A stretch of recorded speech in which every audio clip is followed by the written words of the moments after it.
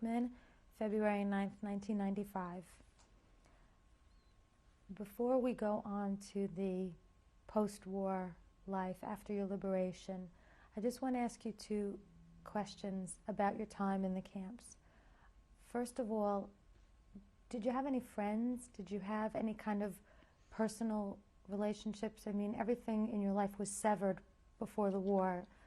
Was there anyone you went through the whole thing with, or no? any Because individuals? could I tell you something? I think that in my case, I think everybody was on their own. I didn't get close to anybody. Everybody was worried to get the portion of bread, and we went to work together. We came back from work together. We marched together. But what else? There's nothing. There's no. We couldn't get. How close can you get? I don't. You couldn't get any close. There's no way. Everybody was on their own.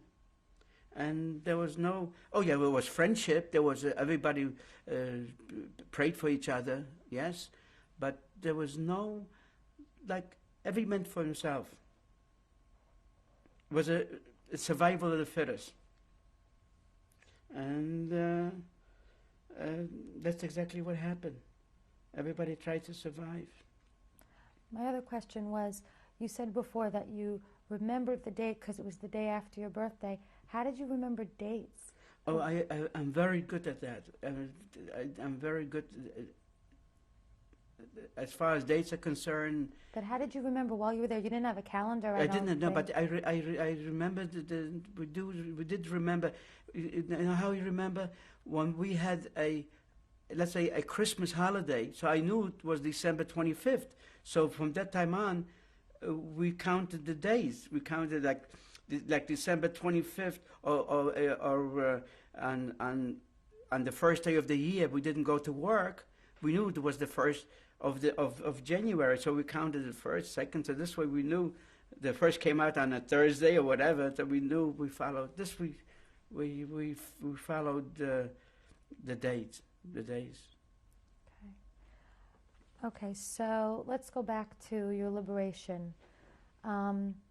What happened after you saw that red-headed American? Right. Well, we were liberated in a small town in Germany, and once liberated, we went into the small town, and we tried to eat whatever your eyes could see.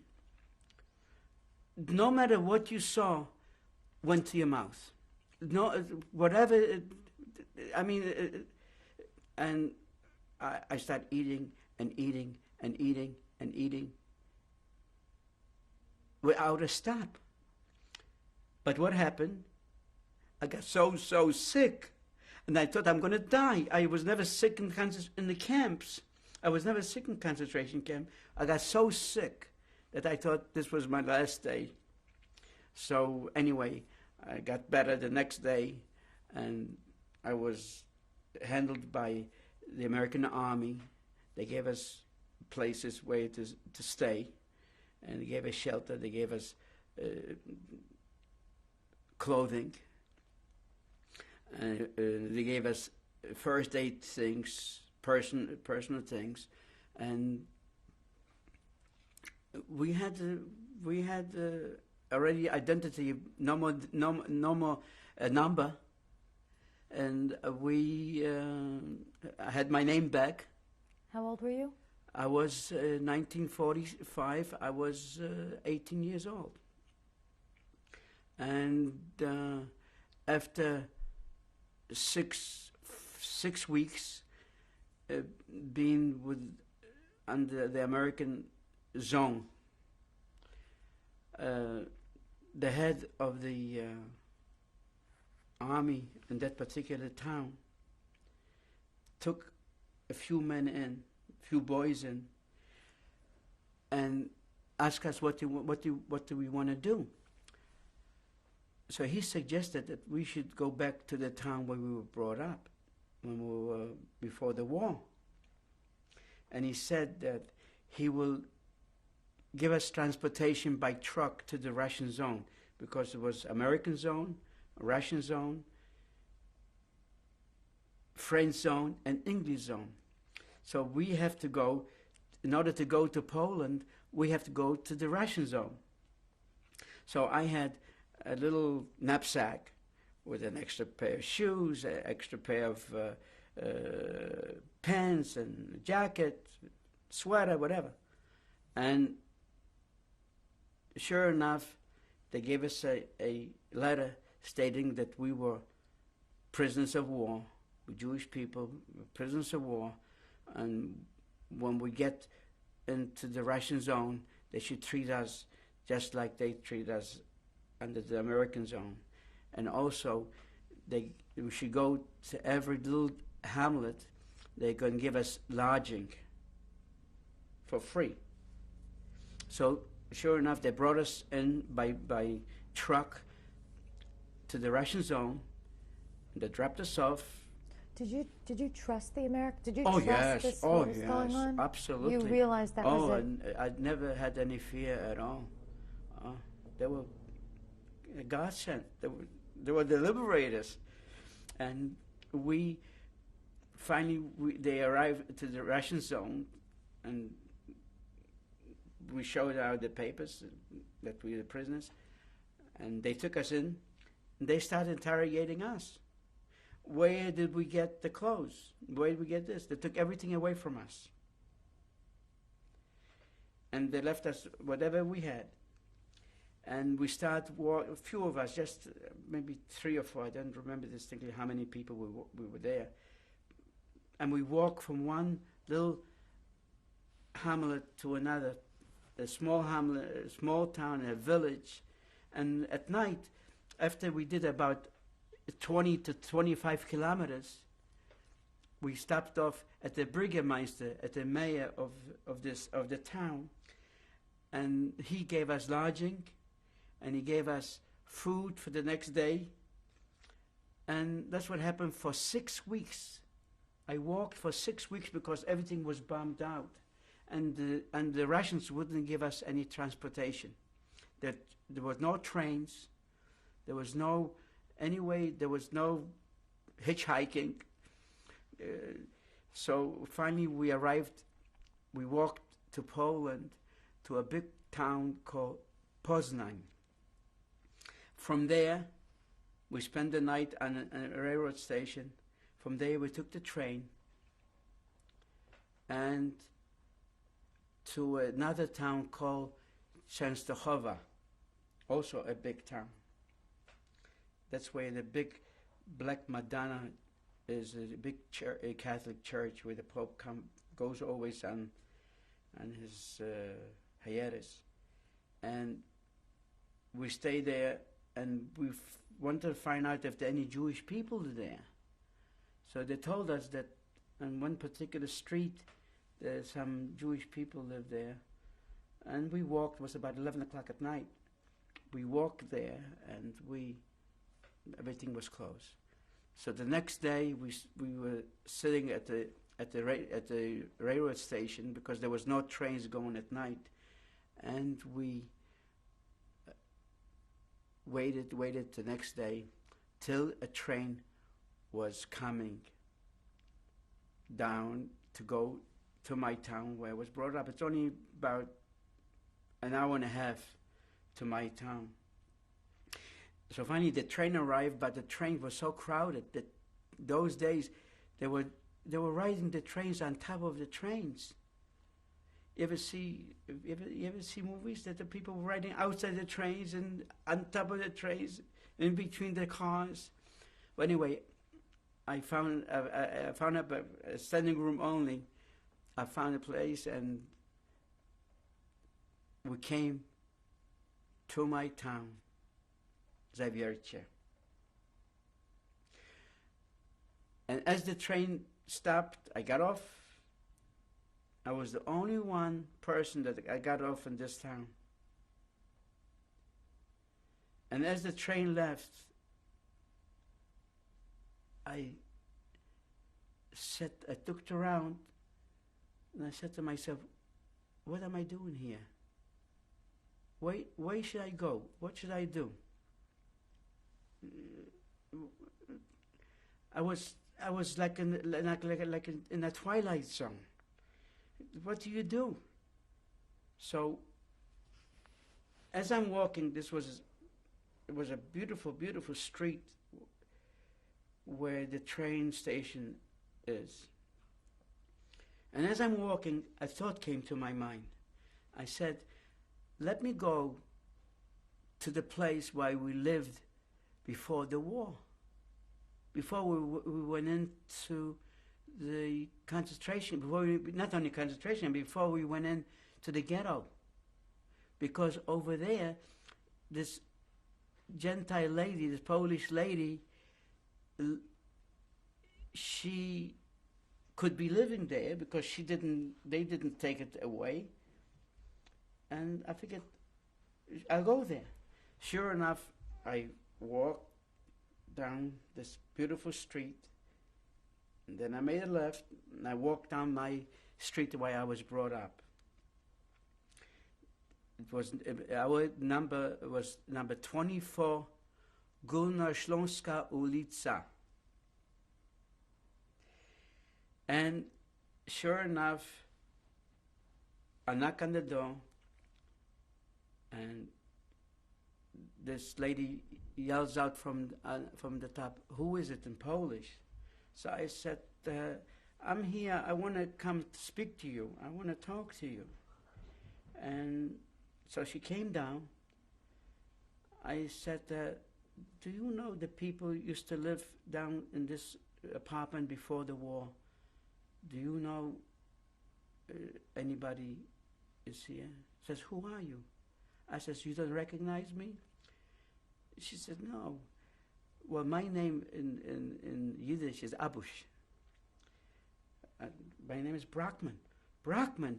Well, she jumped on me, and she hugged me, and she kissed me, and she took me upstairs, and she was a midwife. And she took me upstairs to the apartment. And I was crying, and she was crying. I said, "Is anybody alive?" She says to me, "Your father's alive." I says, where's my father? She says, "Well," she took me over to the terrace, and she said, "See across the street? Your father lives upstairs on the second floor." I said, so she says to me, "I'm going to go for him, tell him that you're here." I says, no, let me go myself. I'll go myself, and I'll want to surprise him." So I said goodbye to her. What was her name? Because we never got that on. Yeah, her name, Pani Modelska. Pani is Mrs., and her name is Pani Modelska. And see, you remember all these names, comes back to you suddenly. And I went across the street. It was a dark hallway, the big archway. And sure enough, I see the sign, B. Brokman. My father's name was Benjamin Brokman. B. Brokman, second floor. So I walk upstairs and ring the bell, and this lady comes out, and I said to her, I would like to this. I spoke to her in Yiddish. Ich mag gewollt wissen, reden mit Herr Brokman. So she says to me, my father, not my father, Herr Brokman nicht du so jetzt, in that he's not here right now, and he went to the Jewish committee, people who come back from the concentration camp, to find out if any of his sons are alive. Now, I didn't tell her who I was. I said, "Could I come in? I'd like to sit down because I might have maybe news for him." And I sat down, and my father is a custom tailor, so he had people working in the room, in this big kitchen, sewing. And I didn't say one word to them. I waited about 15, 20 minutes. So a young lady comes in, and this lady says to her, "Would you mind to look for Mr. Brokman. This man here has some news for him. Well, she went to this Jewish committee, and she found this is what my father told me afterwards. She found my father, and she told my father, Mr. Brokman, there's a young man came to the apartment, and he might have some news for you. So my father says to her, "Okay, I'll be right. I'll be with you in a minute." But anyway, my father told me afterwards that he got certain feeling that he stopped everything and he started walking back with her to the apartment. Now,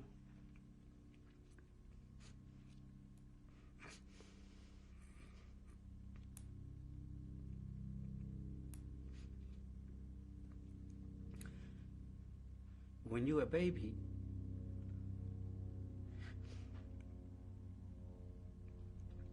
or when you're growing up, you remember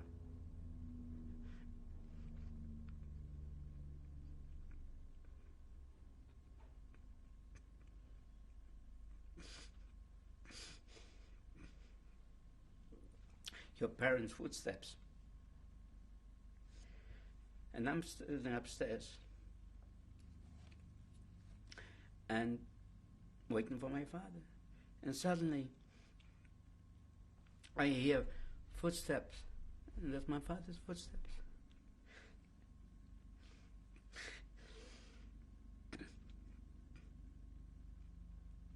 Now my father don't know I'm alive. I didn't know that my father was alive. I didn't see my father for almost 2 years. And the door opens up, and there's my father. You can imagine the embrace.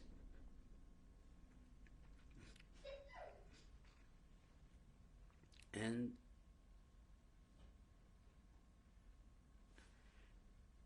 we didn't speak for a while. But I wanted to know who else is alive. And I want to know how come he's there. And he told me that this Lieutenant Gabriel that I told you before who was in ghetto, he saved 7 Jews. He wanted to save all the Jews, all the 5,000 or whatever remained, but he couldn't.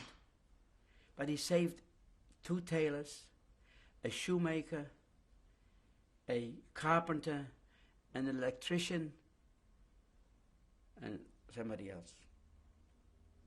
And his name, of course, was Gabriel.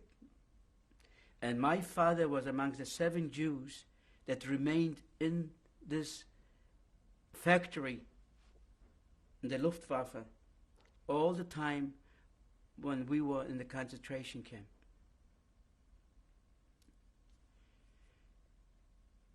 And that's what my father told me, how he survived, that he was liberated by the Russian army in January of 1945, because he was hiding. The lieutenant told him to hide. The lieutenant told him to hide 2 days before the Russian came into town. And he did go to a Polish family, and he hid himself. And that's how he was liberated by the Russian army. But whoever came back from the concentration camp, everybody came to Mr. Brokman's apartment. My father was like a patriarch. He helped, he saved people came in so sick. He used to feed some people, let them sleep over. He used to feed people with a spoon in order to bring him back to life. But I was with my father for a while. And more people were coming back to town. And apropos what you're talking about, people coming back to town, this lady came back to town. And she came over to see my father like anybody else. this lady is the person that, what I told you during the ghetto, that a man came in and knocked on the door to try to save his wife, and my father went to the Gestapo that morning. It was his wife that came back from the camps and came to visit my father. But she did not know that my father went to the Gestapo that morning to try to save her.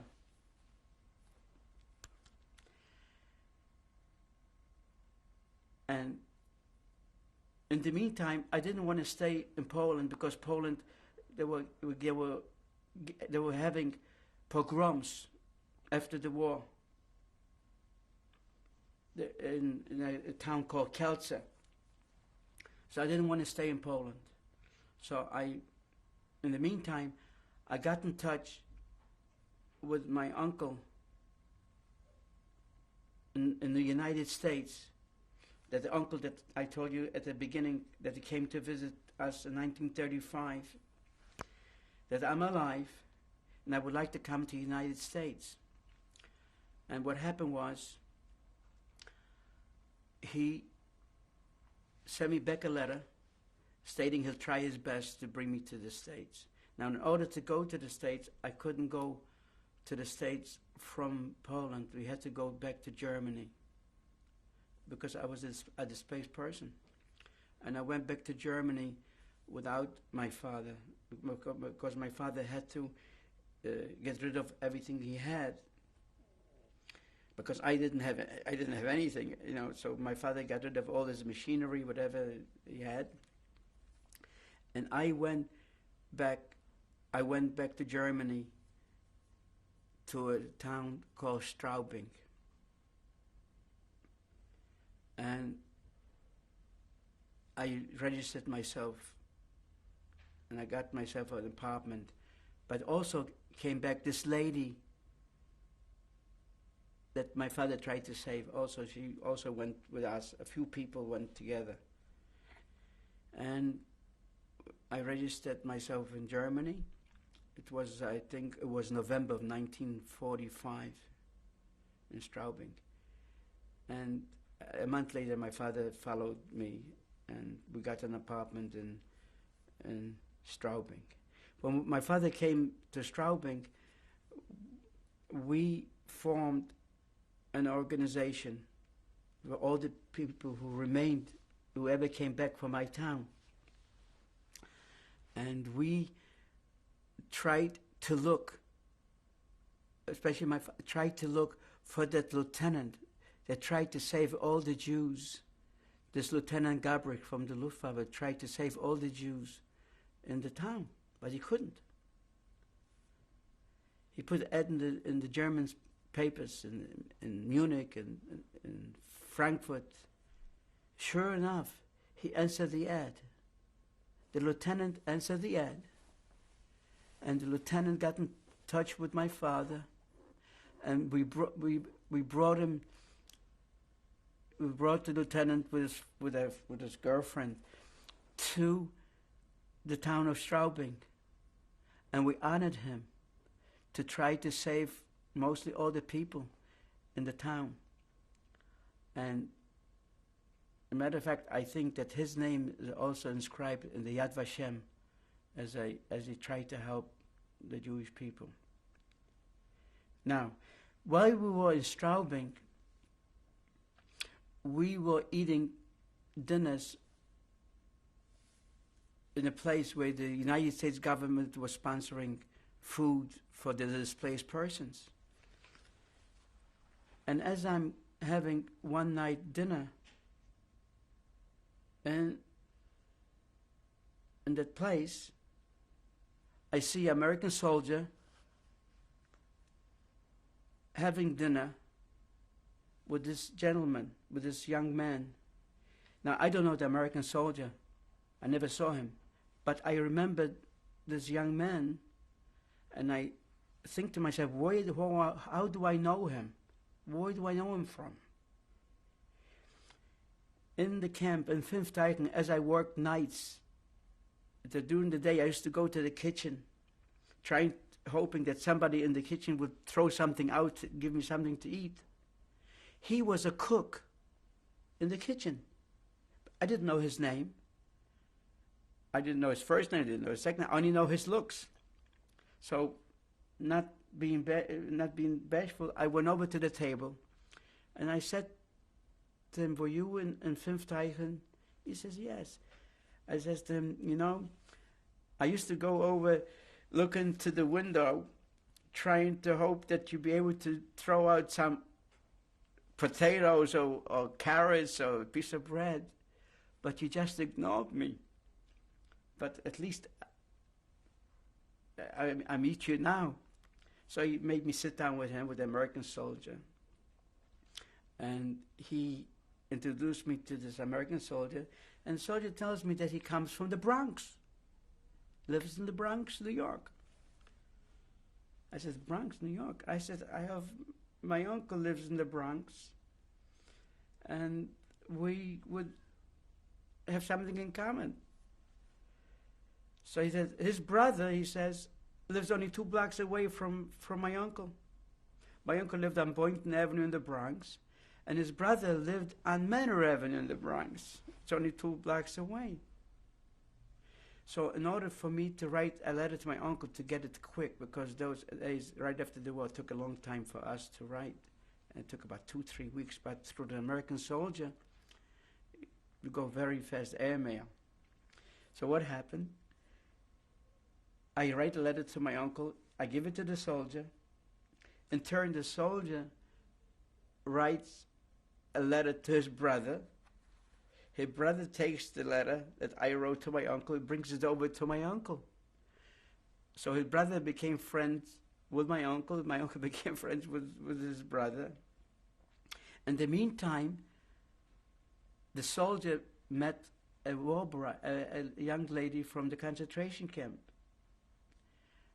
And he married her. And after he married, she remained in Straubing. And he was discharged from the army, I think it was like in April of 1946. And before he left for the States, he said to me, "Don't forget, when you come to the States, just look me up. I'll take you, I'll show you the Empire State Building, I'll show you the Statue of Liberty, I'll show you Times Square." I said, "Sure, why not?" But I didn't speak English as I speak today. And I said goodbye, we had a good time, and he left for the States. Luckily, I got a letter from my uncle that they made out papers for me, and I'll be able to come to the States.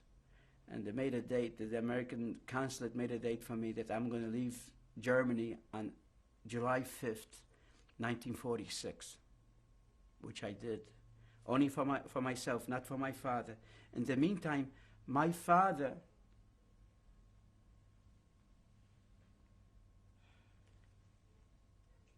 married the lady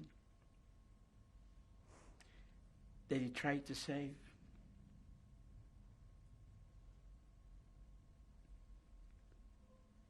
And I came to the States by boat.